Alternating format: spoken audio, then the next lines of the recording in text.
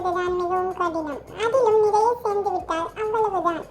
என் அனுபவத்தில் சிங்கில் எப்படி பாத்திரம் சேராமல் வைத்துக் கொள்வது என சிலவற்றை சொல்கிறேன்.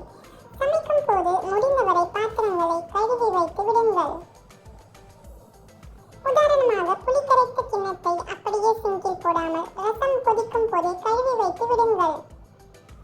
சமைத்து முடித்து வெளியே வரும்போது சிங்கில் பாத்திரங்கள் எதுவும் இருக்காமல் பார்த்துக் கொள்ளுங்கள்.